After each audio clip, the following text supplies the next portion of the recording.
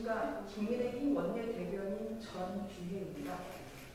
추경안 관련한 논평과 정현주 당신위원장 내정과 관련한 논평을 차례차례로 하겠습니다. 추경안 2세 소비 진작 추경안이 피해 계층을 두텁게 지원하는 추경으로 수정되어야 한다. 국회는 이번 주부터 예결위를 가동해서 정부가 제출한 2차 추경안 심사에 들어갑니다. 당초 2차 추경안은 코로나 안정세를 전제로 경기 회복을 위해 편성된 것이었습니다. 총 33조 원의 예산 중 재난지원금, 신용카드 캐시백, 여가활동 소비 쿠폰 및 바우처, 저소득층 소비 플러스 자금 등 소비 진작을 위한 예산이 12조 4천억 원에 이릅니다.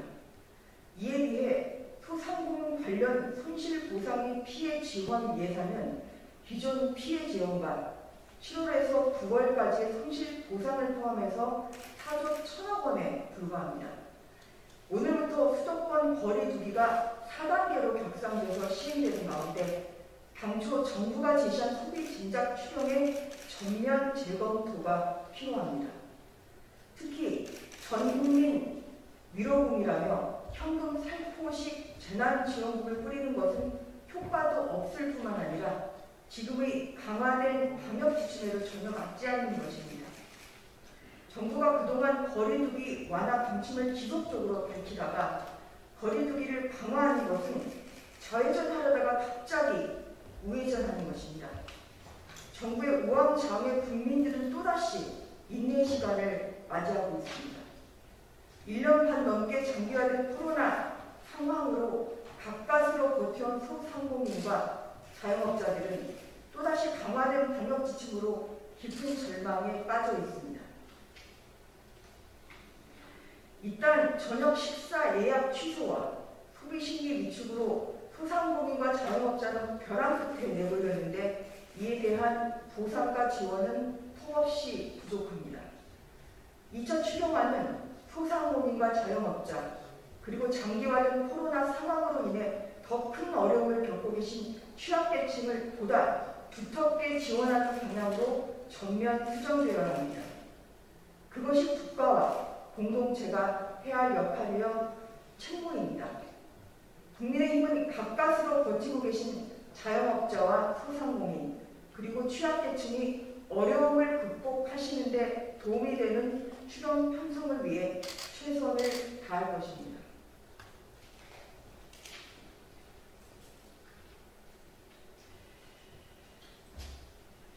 정현주 방신위원장 내정은 언론 장악을 위한 마지막 퍼즐 맞추기다. 청와대가 방송통신심의위원회 위원장에 정현주 전 KBS 사장을 내정했다고 합니다.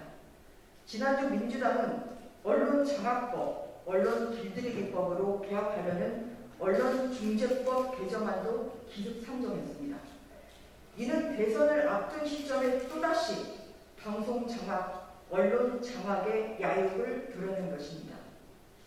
정현주 전 KBS 사장은 방송 경력이 전무한 상태에서 노무현 정부의 KBS 사장을 지내며 당시 친여 성향의 편파성을 노골적으로 드러내는 방송을 내보냈었습니다.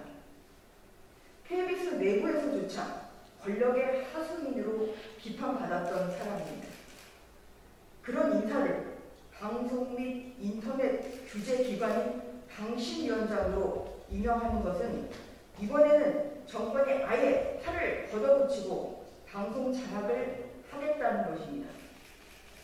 문재인 정부는 4년 내내 각 분야마다 호도 인사를 배치해서 편파적이고 노골적인 친정권 구도를 만들어 나갔습니다.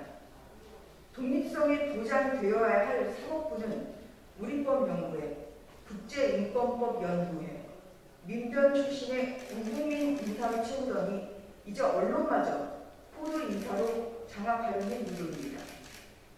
정현주 전 사장의 방신위원장이 되면 정권의 방탄위원회로 전락할 것이 불보듯 뻔합니다.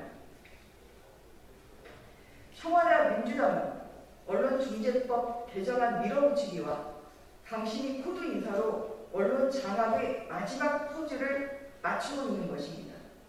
노골적 편향 인사인 정현주 전 KBS 사장의 방심위원장 내정은 즉각 철회되어야 합니다. 공정성과 비밀성이 담보되어야 할 방송과 언론 장악 시도는 결코 용납될 수 없습니다. 국민의힘은 이러한 시도에 단호하게 철저히 맞설 것입니다. 감사합니다.